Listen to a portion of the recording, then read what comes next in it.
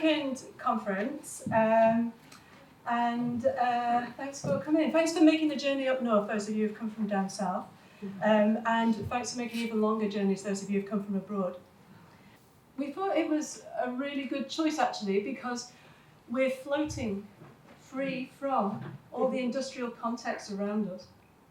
And this is congruent, I think, with the ethos of the Independent Yoga Network, and yoga in general, actually. And I think a few of the talks that you'll hear today will sort of tie in nature and yoga, at least two of them that I know of. And of course, there's quite a few that I have no idea what people are going to say. So we'll see what's going on. Just before I pass you over to the speakers, and so that I don't have to talk any longer, I've cheated. And instead of telling you what I think yoga is, I made a little video. What is yoga? Yoga is a deeply nourishing self-inquiry, as opposed to self-inquiry that leads to self-flagellation. Although oft-touted as a way of life, there is no one yogic way of life. Yoga is a broad church. Its central tenets, yam and niyam, are not the Ten Commandments. They are not imposed upon us from some external authority. Instead, they are a road to our own internal authority, a set of dualistic lenses through which one can view oneself and one's life. If we interpret yam and niyam as hard, fast rules, we are denying ourselves the ability to respond to changing circumstance. And the only certain thing about life is that circumstances are constantly changing. Through the concept of viveka, or discernment, yoga invites us to use yam and niyam to weigh up the possibilities and make appropriate choices based on what is actually happening, rather than on preconceived or imagined ideas about what might be happening. Yoga is a path to freedom, or kaivalya. Not a carefree freedom, rather the freedom of taking responsibility for one's choices and actions. But this is not a burdensome responsibility, for that would take us back to the realm of self-flagellation. This is the ability to respond appropriately to the current context, and that can only be done by putting down the burdens of preconception and prejudice to reveal a lightness of being that allows one to dance through life, embracing responsibility and opportunity alike. Yoga as deeply nourishing self-inquiry allows us to set our own boundaries and know our own demons so that we can balance on their backs as we dance the oldest dance, the dance of Shiva. Now, I made that little video and wrote those little words about 18 months ago, and already I'm not sure if I agree with them. So I think trying to define yoga is amorphous. I don't know that we're going to come up with a definite answer, and I hope that we don't really, in a way, because that's when it starts becoming easily commodified. So hopefully today you'll maybe change your mind about it a few times. And we've changed the question and answer sessions so that you'll have an opportunity to do that and reflect on it at different times throughout. I'll describe more about that later because you'll have forgotten what I said by the time we get to that if I do it now. So for now, I'd just like to welcome Ellen to the stage. Ellen's the IYN Chair. She's going to open with the gardening of yoga. I think if you were to ask me right now in this moment what is yoga, I would probably say courage.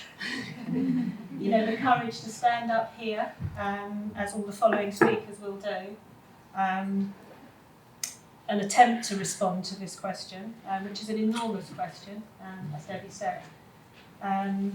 Especially as we're being recorded today, because we know it's going to go out there into that world of trolls and critics, also to lovers and carers as well, but you know, it's going to go out there, and so each one of us is going to speak, I think, with a degree of courage in response to this question, because it is such a big question. I'm actually going to read my response, simply because I don't want to forget anything, and I feel more comfortable doing it that way. Daniel assures me that at lots of conferences, a lot of the academics read that way, so I feel I'm in good company there. So here we go. So I suspect many of you know the work of Autobiography of a Yogi. Well, this is probably going to be more like the ramblings of a potential yogini and gardener, and that is my garden, so I'm very comforted having that nearby.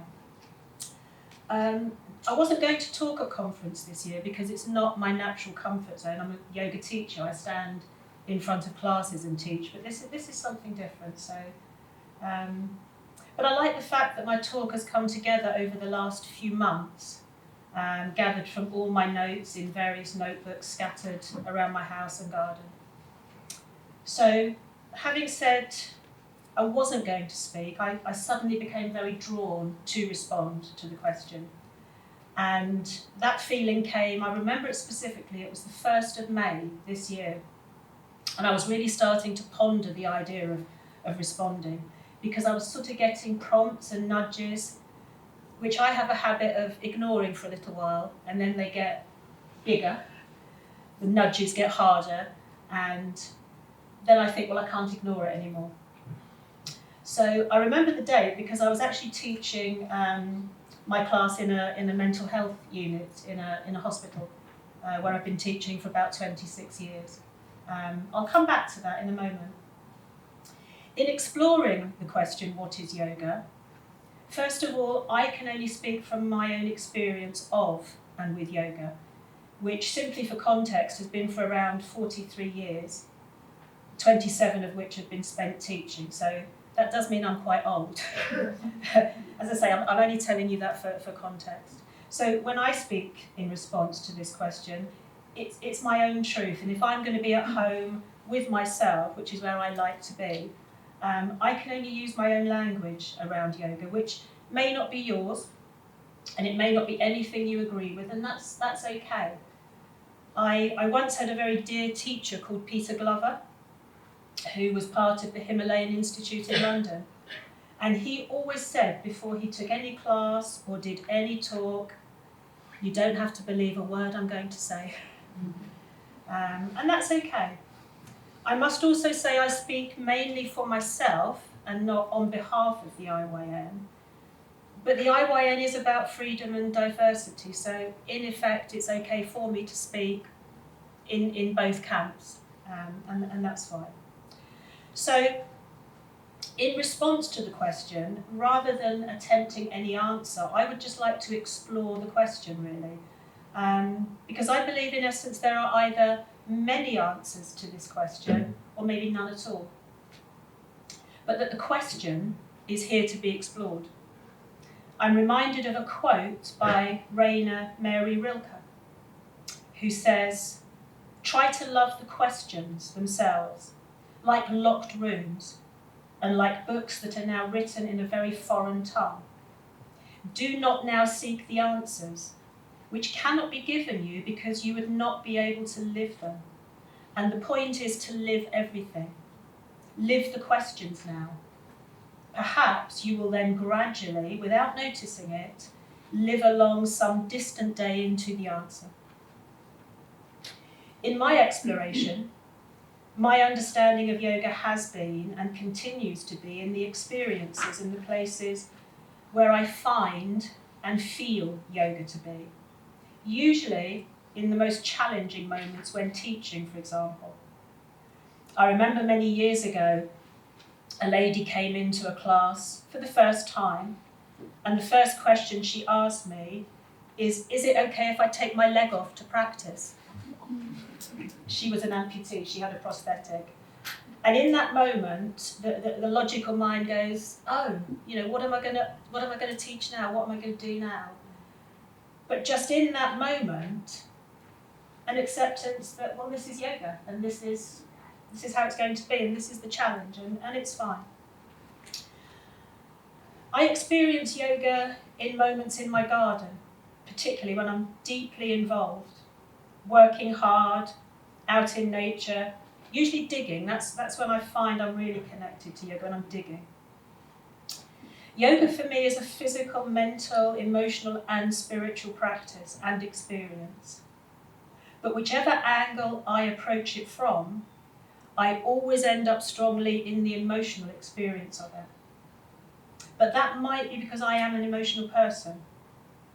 So for me, yoga is whatever arrives and arises when I'm on my mat, or when I'm in the sharing space of teaching, or if I'm in my garden, or with my grandson, or just in the day-to-day ordinary moments of life sometimes. I believe that yoga has the potential to put us in touch with ourselves, deeply in touch, with all our frailties, vulnerabilities and strengths. It makes us feel those things rather than just thinking about them maybe from some detached perspective. If you embody yoga, you feel yoga. That can encourage us maybe to be more aware of others and the complex range of humanness. It helps to keep us in touch with each other. So, returning to the class in the hospital on that May day, I found myself in a situation that I have experienced there many times. 3 patients, or as they're technically now known, service users. In my language, I would just say 3 souls came into the room, lying on the ground, on the mats, being encouraged, to be still and quiet as best they could be. But within about 5 minutes, all 3 were just deeply asleep. One of the 3 was a lady with severe paranoia, suicidal tendencies. Another lady had deep trauma connected with deep grief. And a young, very chatty man who was making many, many jokes about yoga with reference to yogurt and yodeling. Jokes that I'm sure, we've all heard many, many times. So, full of bravado, and that soon settled, as it does most times. And eventually, he, with the other 2, were all deeply asleep. And I then realise I'm talking to myself, seemingly. Or as I prefer to believe, talking to some part of their psyche or their consciousness. And in that moment right there, I remember thinking, I knew this was yoga or could potentially be yoga. After the initial thinking of, what shall I do now then? Shall I leave them to sleep? Shall I try and wake them up? Shall I stop the session? Shall I call a nurse in? Blah, blah, blah, blah, blah. But in that moment, I didn't need or want an answer. I'm sure if I'd put it out onto a Facebook group, I'd have got many answers come back at me as to what I could do. But in that moment, after going through the logical thinking of it, I was just simply left with, well, this is yoga. Let this be yoga. As T.S. Eliot suggests, I had to surrender to not knowing, and then I knew.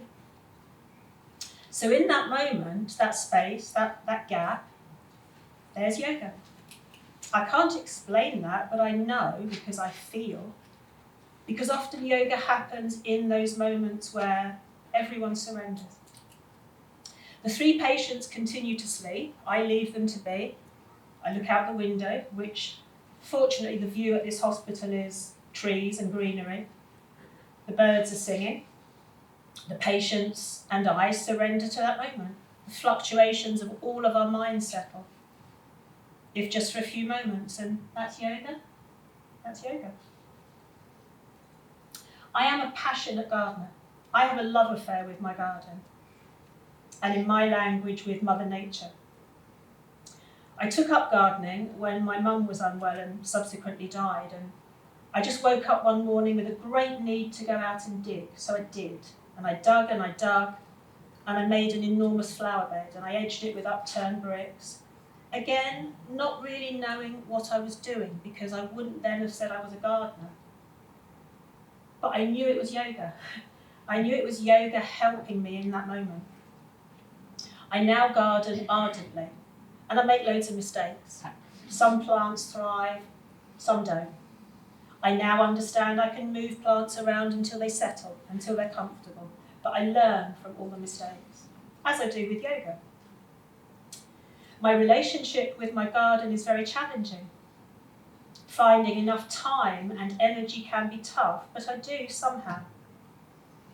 I often walk the garden in the early morning, seeing what's arriving and what's leaving, following the seasons in this same way each day.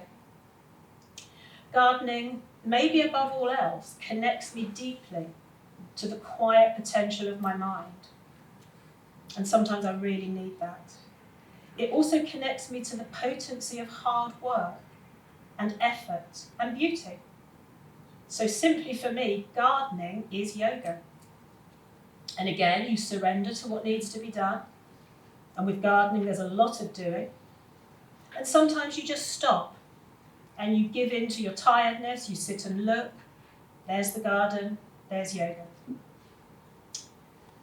I've often explored the idea of there being just one thing or something that unites us all in yoga, looking at what could be or might be the essence of yoga. However, that's usually been futile. But I do see so many differing opinions and so many different answers as to what yoga is. Maybe the very thing that is uniting us, maybe the very thing that is the essence, are those differences. We each experience yoga at different times and stages of our lives. Maybe yoga is just there in that. However, I do believe yoga is or has the potential for coherence, the quality of creating a unified whole, which is actually the true meaning of healing. Listening to Monty Don talk about gardening a couple of weeks ago, he said, what you put into your garden is love, and that's what you'll get back. With my yoga, with my garden, I have breaks. I go away, I leave both behind. But they're always there waiting. You come back, they're there waiting. The mat might look different, the garden might look different. Both might need a little bit of TLC. The body might be moaning and groaning, picking up the spade again, practicing posture again. But neither goes away, it's just there waiting. So maybe again, that's where yoga is. Yoga allows me to connect with and feel my inner being, my inner landscape, whereas gardening allows me to connect to the outer landscape. And both allow me to stay connected to my small self and potentially a bigger self.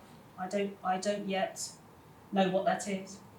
They mirror each other. There's a great reflection in both. And I suppose this provides some sort of union with.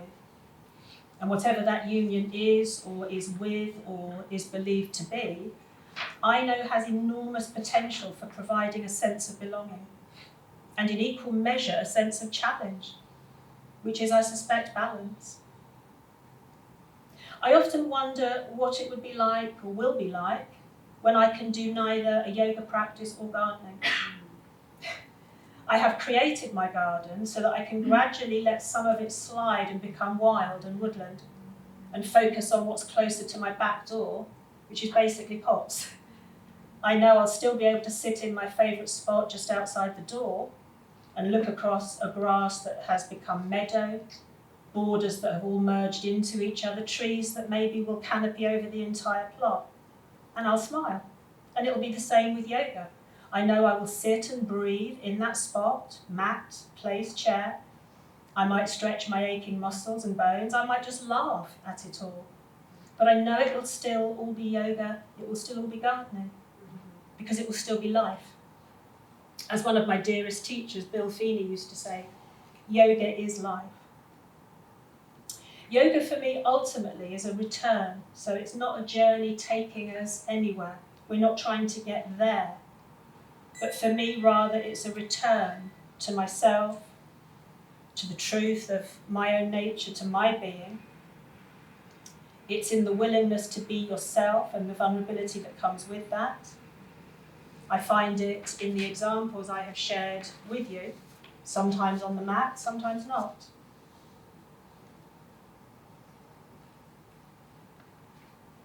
So yoga for me is curiosity, exploration, love, sorrow, purpose, being connected to your feelings, sensitivity, It is connection to the earth. It is connection to fellow human beings. And for me, it's very much in what I would call the marketplace, or as Brené Brown says, the arena of life. Or as Pete, my dear friend Pete says, ordinary life, which can be quite extraordinary. So I'm not a yogi in a cave or up a mountain, I'm a jobbing yoga teacher. And that continues to be my exploration. So this can only be my answer for now. Yoga is in the moments when you have to explore yourself and your reactions to your circumstances. It's in the moments where you stop and reflect and consider.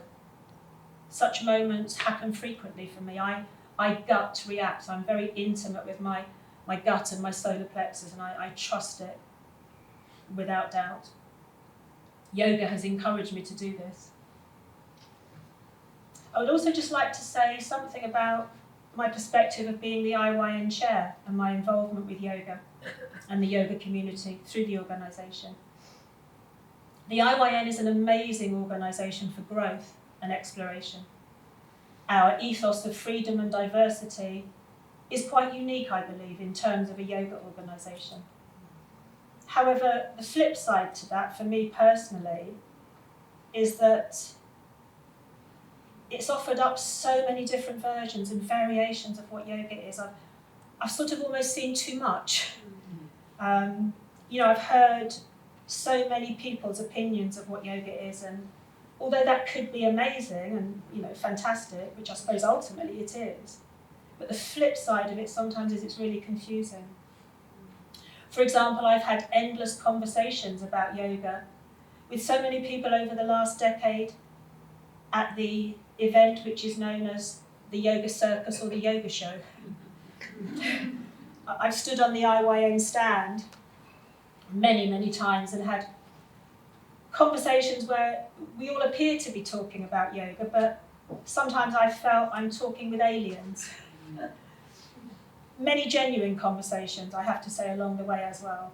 And so that only highlights my experience of understanding yoga more when I don't know what it is.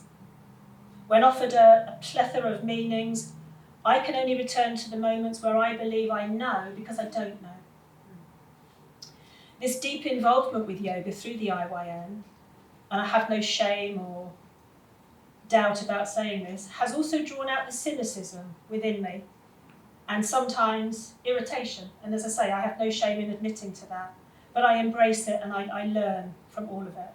Because I do see yoga being used and abused. I see yoga being used in all sorts of ways, many of which are inappropriate. The whole business of yoga disturbs me greatly. Equally, I have been to many garden shows over the last few years. And there's a similar thing goes on to what you experience when you go to something like the yoga show. So loads of people all believing they have the answer. Their way is the way. I would love to set up a stall, either at the yoga show or one of the big gardening shows. I would just sit there with an empty table. I'd have a flyer to hand out. And on the flyer it says, if you want to know what yoga or gardening is, come and ask me, and I will tell you I don't know, but in my response, there is your answer. How many would be satisfied with that response?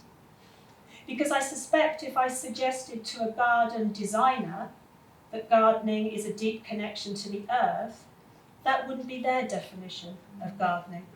So in both worlds, answers and questions don't come in matching pairs. Yoga has allowed me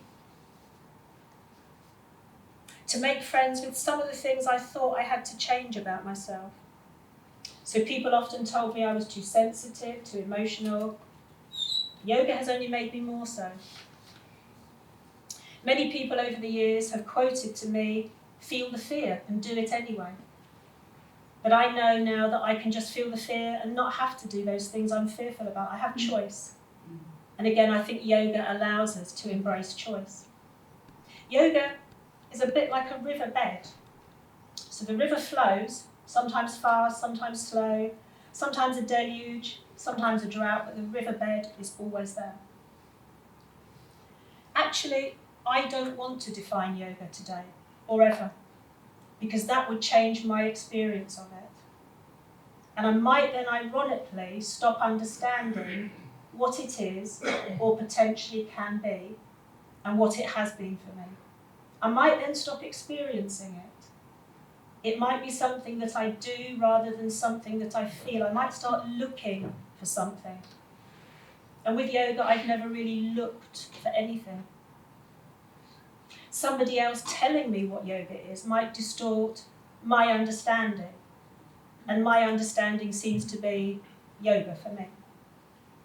I was fortunate in early days of being a student that those early teachers, well, apart from one who I never returned to, all those early teachers never said, this is the way, this is what you should do.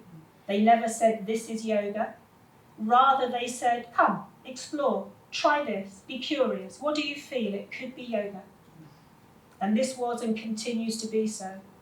But that's challenging because nobody gives you a map. You're not moving from here to there. There's no ladder to climb up. The 8 limbs are not progressive. That reminds me of a song from Christopher Robin. Halfway down the stairs is the stair where I sit. There isn't any other stair quite like it. I'm not at the bottom. I'm not at the top. Halfway down the stairs is the stair where I stop. So if I'm halfway, I'm okay. There's no sat-nav. There's no AA route finder that you can use to plot any course for yoga. Yoga challenges you to set off from where you already are, maybe meet yourself along the way in hopefully as non-judgmental and critical a place as you can, but in a very honest place too. Yoga gives us permission to not know and to not have a goal to achieve. I had very few teachers over the years, but some of the suggestions from them in the early days that have woven through my experience are the suggestion that yoga is a return. We're not going anywhere. Whereas most things in life actually encourage us to go forward, to keep on going, to get there. Steam ahead, move on. Another teacher suggested that gentleness is strength, that you don't have to toughen up, you don't need to use the fast pace as your default button. You can slow down long enough to experience gentle and steady. And often when you do, the irony is that you then discover your strength. Finally, I would just like to add a couple of things maybe to ponder on, because I believe if we're exploring the question, what is yoga? Am I going to press the right one here? No. If we're exploring the question, what is yoga? I sense we also need to consider what yoga is not. So maybe something to ponder, for example, something I ponder on a lot and I know several of us do, is yoga a therapy? I firmly believe it not to be. Therapeutic, maybe, but not a therapy. And I think that's going to be something really important to ponder on, maybe during the next few months with the whole yoga and NHS scenario that's developing. Because it could be seen, yoga could be seen as a prescription, and yoga should never be prescriptive.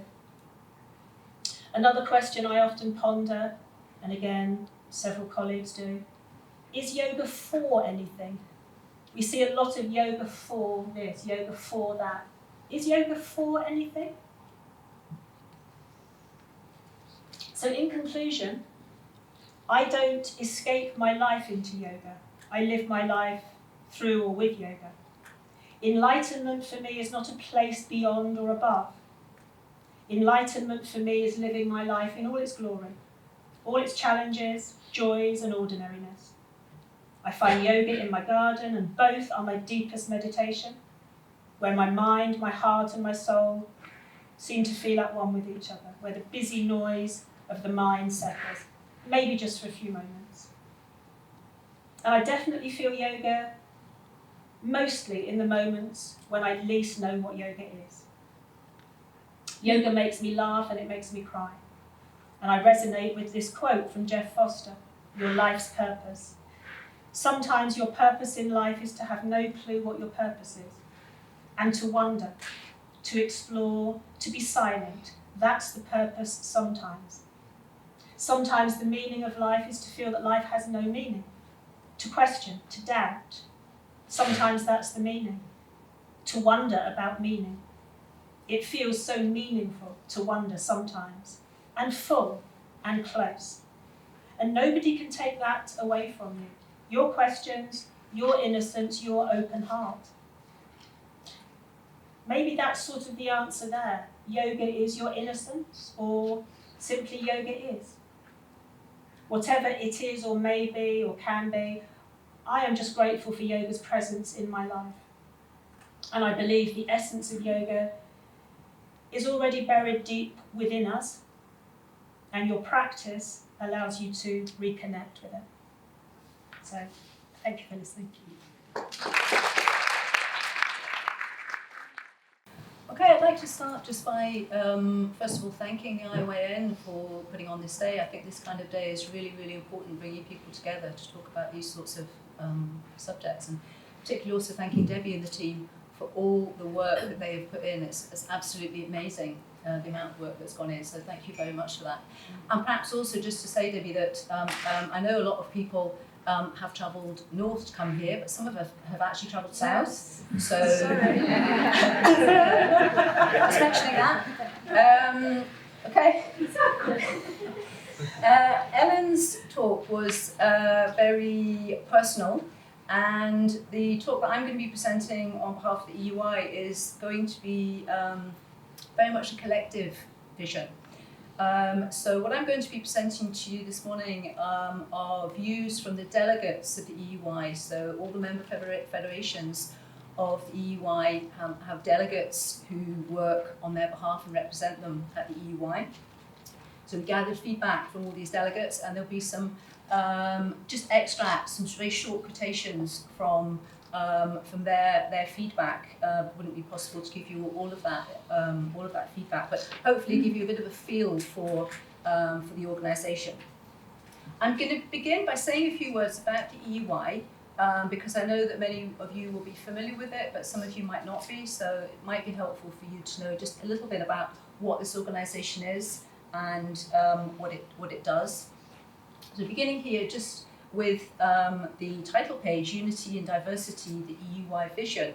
We have here a little drawing. I don't know if it's very clear for you, but this was done by one of the delegates, really just summing up, in a sense, this idea of unity and diversity. So her idea is that around the edge of the circle here, we have lighthouses. That's what she's representing there, each sending out their beam of light, a beam of light coming into the centre, and all the beam of lights coming together in one beam of light. So that idea of people coming from different directions, having their own beam, having their own ideas, but all coming together. So I'm trying to sort of get that idea of unity in diversity. So coming forwards. Introducing EUY. So just a few words. So as you can see here, founded in 1971, so been around a little while. And as you can probably also see, the two working languages are French and English. So if we were doing this in an EUY context, everything would be getting translated into French, which is always an interesting experience. The organisation is run by a board, and then it has teams. There are 5 teams that carry out the work of the EUY, and these teams are made up basically of the delegates from all the organisations. It currently has 22 full members and a couple of associate members who are not full members. And the geographic spread is quite wide, so from Sicily in the south to Finland in the north, from Ireland and Portugal in the west to Ukraine in the east. So giving you a little bit of an idea of the spread of the EUY. What brings the members together is a 4-year, 500 contact hour teacher training program, and obviously we can have discussions around whether or not a 4-year, 500-hour contact hour teacher training program is what is required, but that is the basis on which members of the EUY agree.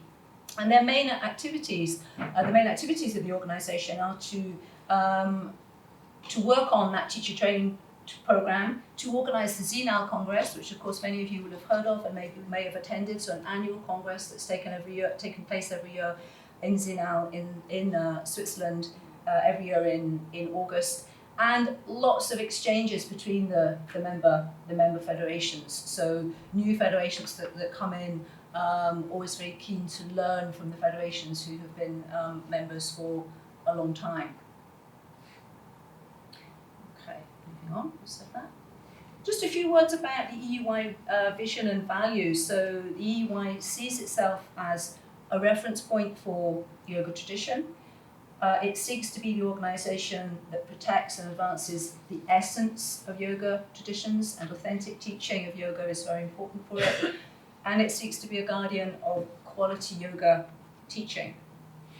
The things that are important in that, so the EUY does tend to put an emphasis on the long training. So I mentioned the 4 years as being important. The idea behind that being that this gives time for practice to mature and deepen, and for knowledge to be assimilated. Very much a non-commercial approach to yoga, and the members of the board and the delegates obviously are all volunteers, just like at the IYN. And yoga also seen very much as a spiritual practice, not simply a physical one. Okay, so what is yoga? Some definitions. So these are the people, or some of the people who have provided us with these definitions. So here are the delegates, or most of the delegates in Paris earlier this year at one of the EUY meetings. One of the first definitions that came through, here we are in Sinal, so we're in the mountains here, the Swiss mountains, you can see, for an early morning class with Maurice Daubat. One of the very first definitions that came through is that yoga is experience, not theory. And just a couple of quotations from the delegates. Yoga is a state of being that can only be experienced. When fully experienced, unutterable, yoga is secret, and yet all can reach it. And a third one, yoga is an experiential philosophy. There are three approaches there to this idea of yoga is experience, not theory. And experience, that's experience of yoga, of course, can very often lead us to yoga is stillness. And we're in Zinal again here with some rather nice outdoor yoga with a Finnish teacher. Once again, just some quotations from the delegates to illustrate that. It is only when our mind stops and everything becomes silence that the state of yoga is. Another delegate reflected, very often I stop for a minute, I feel life flowing through me, I say thank you. So again, that idea of stillness, slowing down, quietness. And finally, I see yoga as an invitation to decelerate. Ellen mentioned about slowing down and quieting down. Yoga encourages us not to be afraid of sitting with what is. Yoga supports us in cultivating openness to and understanding of the beauty and terror of our human existence.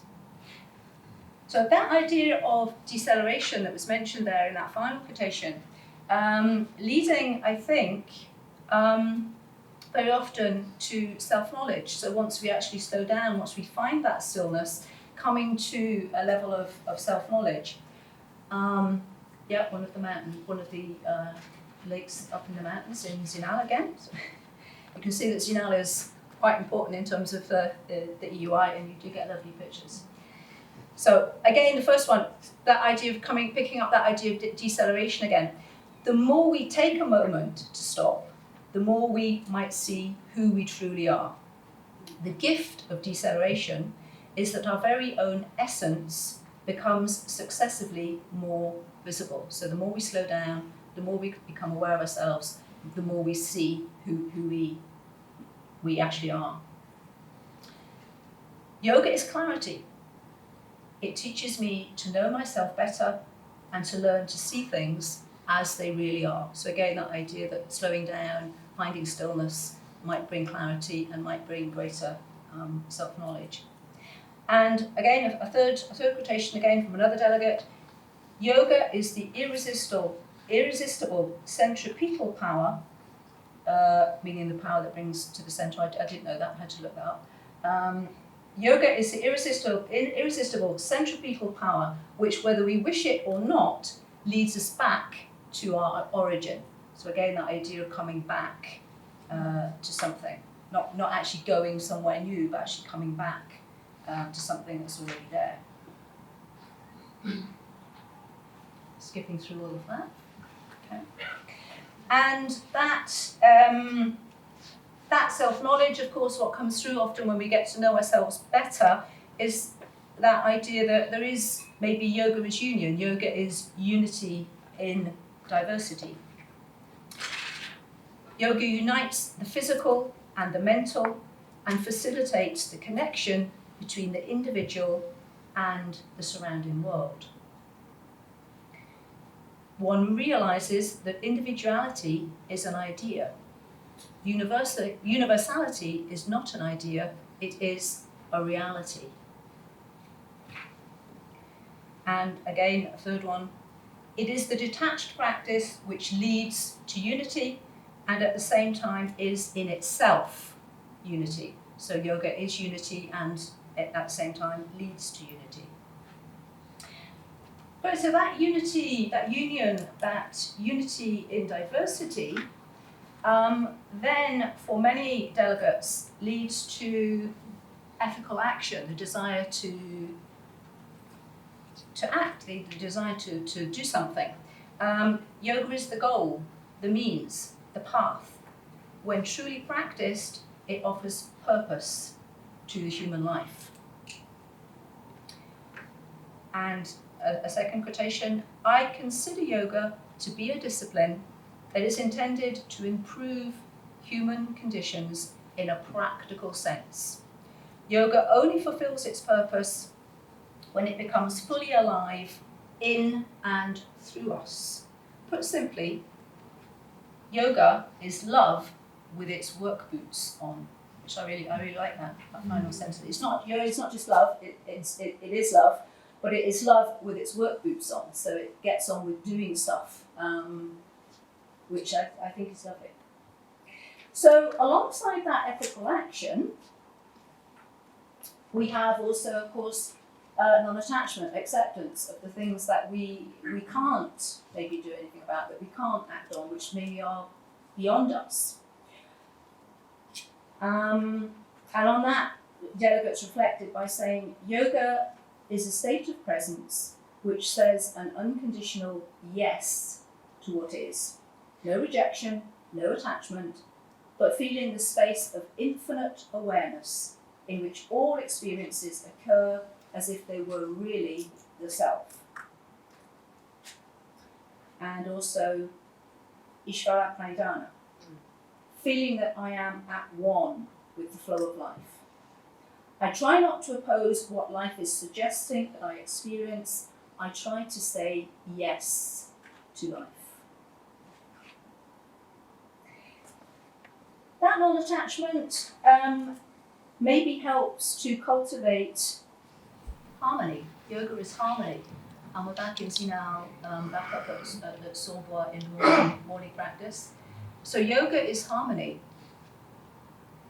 And for one delegate, yoga enables us to bring into harmony relationships, lifestyle, the body, energy, emotions, the mind, the soul, awareness. For another, yoga is the universal link between the microcosmos and the macrocosmos, aiming at the balance and harmony of being. And for a third, quite simply, yoga is health, in whatever way you'd like to understand the word health. Along with harmony comes maybe, for some of us, for many of us, again, some of the delegates there with Ravi Ravindra back in Sinal again. Yoga is joyfulness. And one delegate gave an example of where that joyfulness comes from for him. He says, yoga incarnates the principles of wisdom which lead to peace and joyfulness of being. This joy in being has to be cultivated. And I've discovered that chanting brings me joy. So every day I chant. That's his way of finding joyfulness in yoga, and it will be maybe other things for other people. That joyfulness, for many of us, might lead us to spirituality, and for many people, yoga is spirituality. Yoga helps us to make an indispensable reconnection to our awareness and to the soul of the world. Another delegate said, individuals develop awareness of the universal intelligence working through them. And also, in psychological terms, we could say that our soul begins to show. Yoga initiates soul making.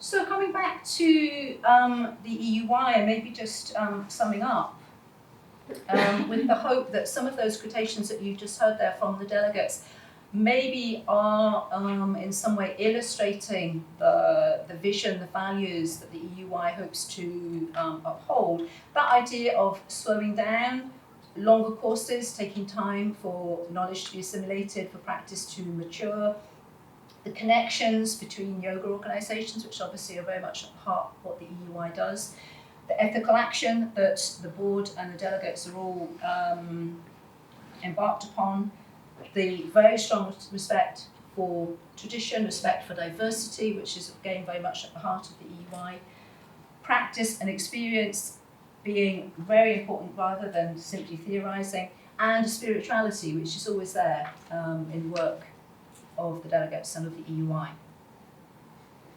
And finally, coming maybe back to the text with which you'll all be very, very familiar, just three very short quotations, many others could have been chosen, which again I think are nice connections to the things that the delegates have been saying, the things that they fed back to us.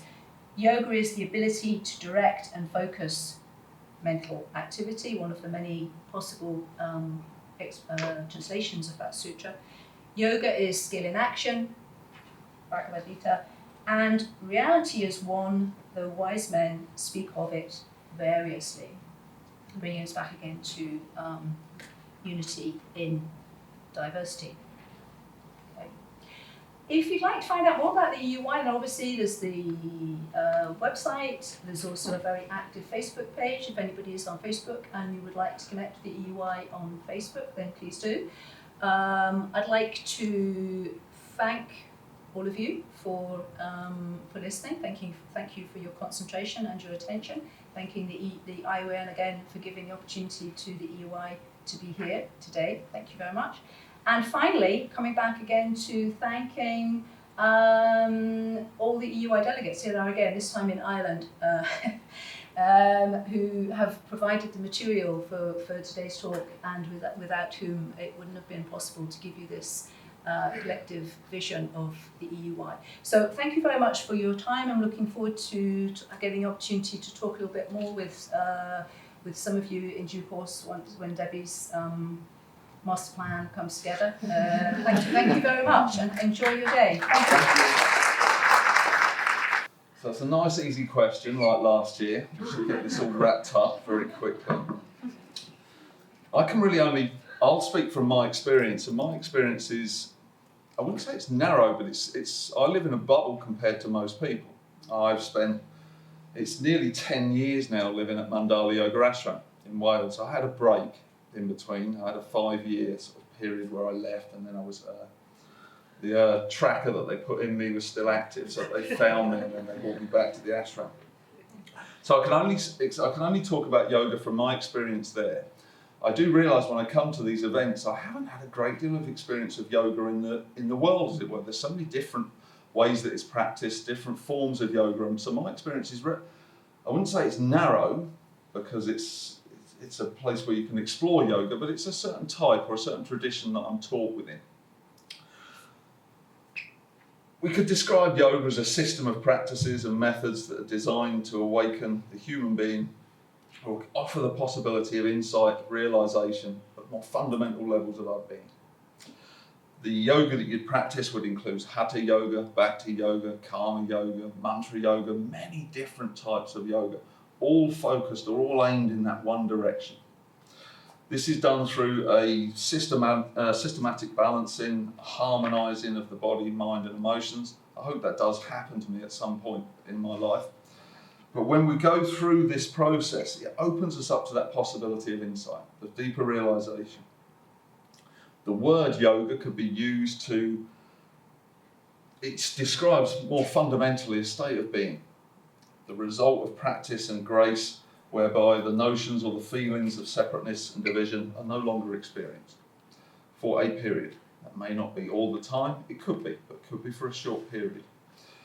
We realise that basically there's only one playing out as this incredible drama.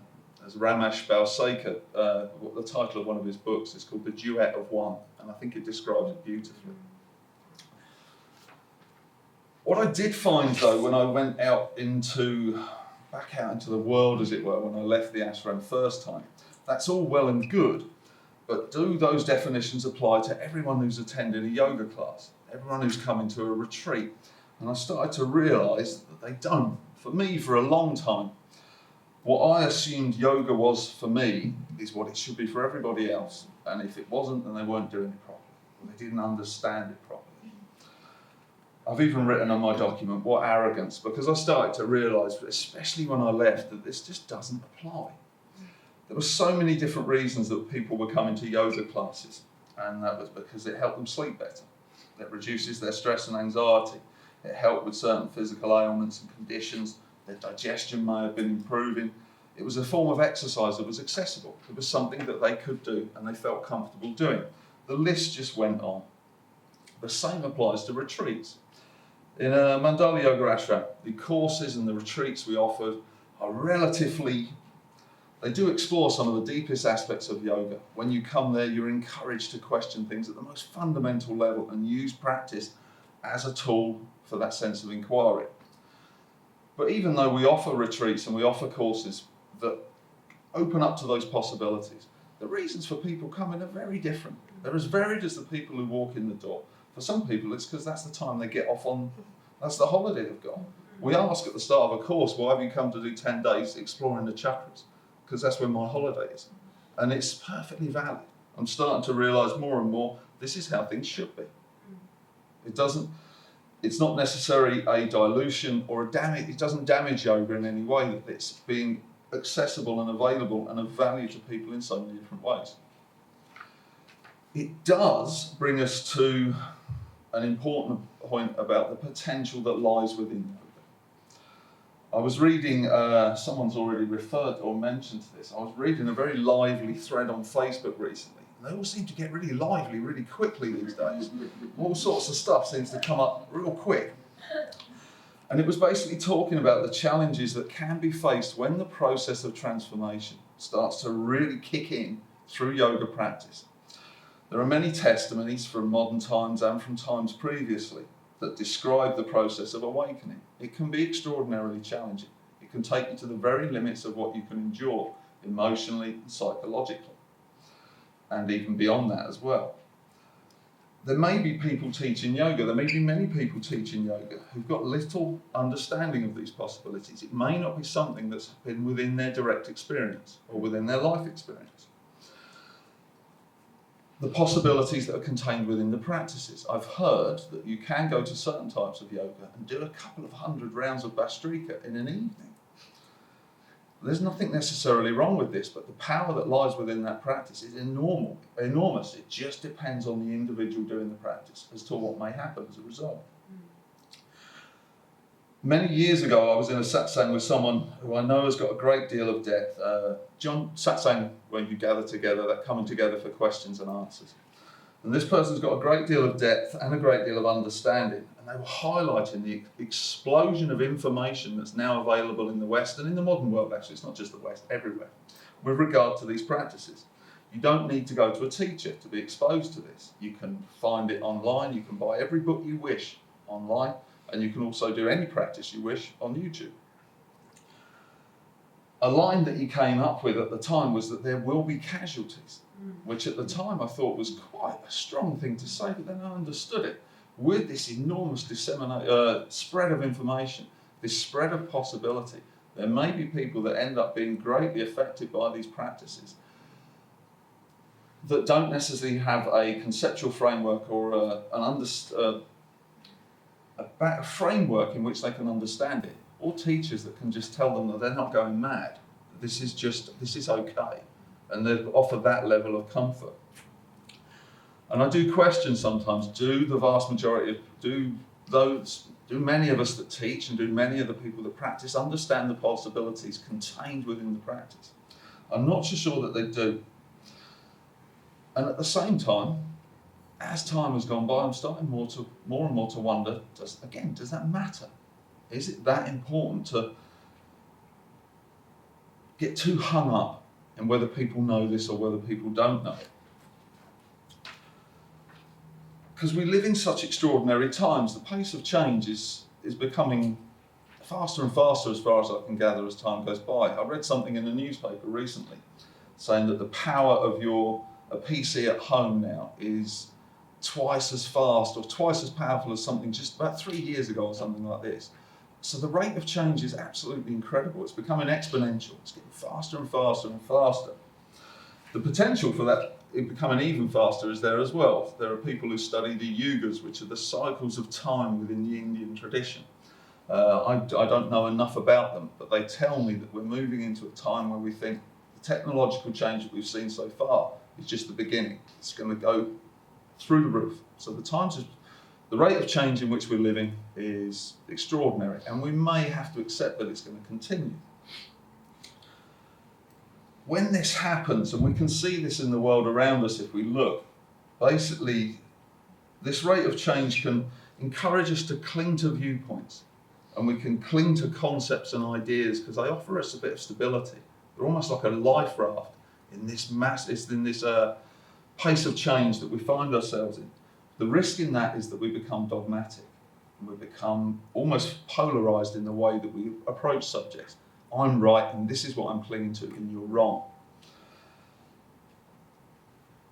I think a lot of the change that we're seeing in yoga won't necessarily last. Some of the varieties of yoga that are out there won't necessarily last, and I think that will be a symptom of the pace that we're moving at. Things will come up and things will move. The potential is, it's the way it could be that some of what we see could be like froth. It's almost like it's excessive vrittis, if you like, in terms of the field of yoga, and things will come and things will go, and they'll just keep moving at this pace. Are things happening on the screen?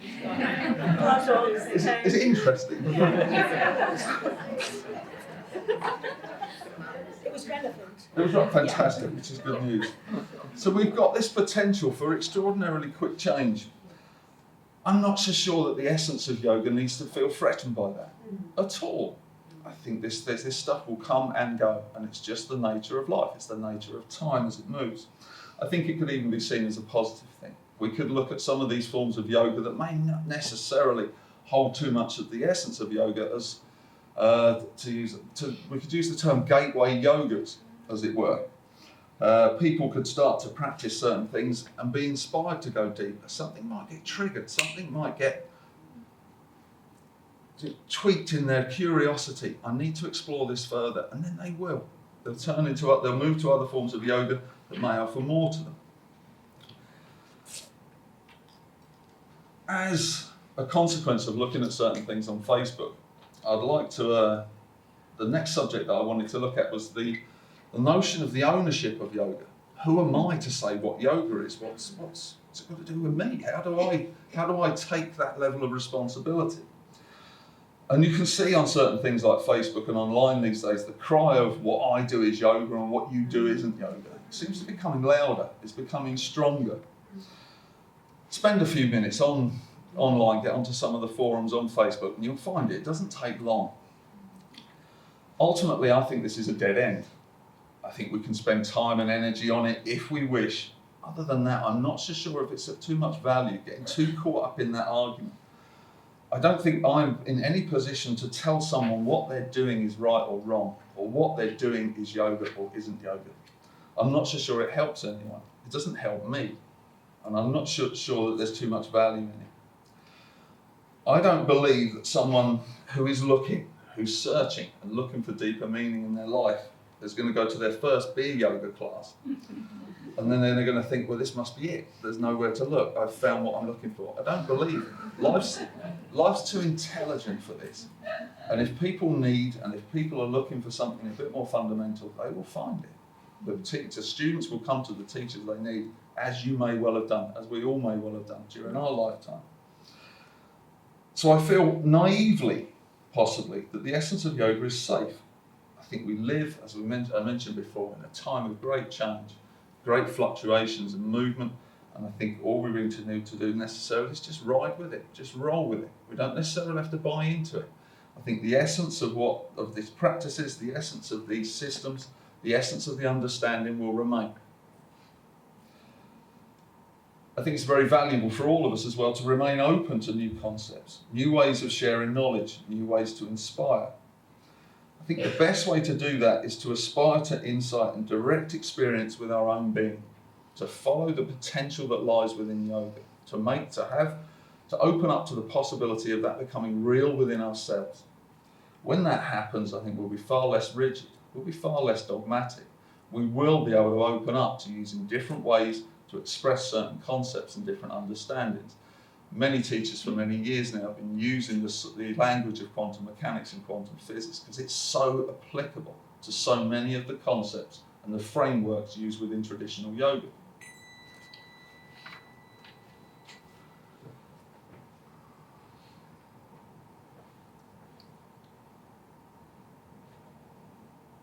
The ultimate goal of yoga, and this is based on my experience. Again, I have to defer to what's been said before. It's very difficult for me to say the ultimate goal of yoga is full stop, and for everyone else to buy into that. I don't think it's got any value.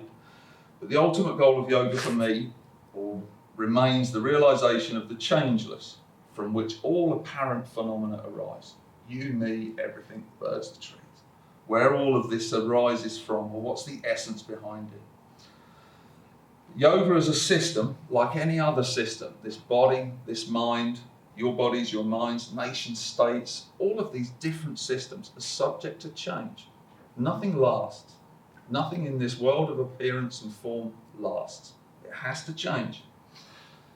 And I think the best way to deal with that is to embrace it, is to allow certain change within our systems, within our practices, and within our understandings, honouring, respecting the essence and the tradition, because it works. The reason something might have been around for 5,000 years is because it works. If it hadn't, it would have been dropped a long time ago. It makes it possible for us to hold our traditions and hold our practice and our concepts with an open hand rather than with a fist, so that we allow things to change, we allow things to move if they have to.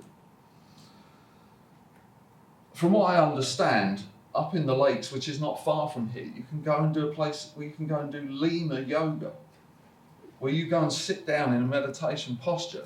Does everyone know what a lemur is? We've seen the film Madagascar. Okay.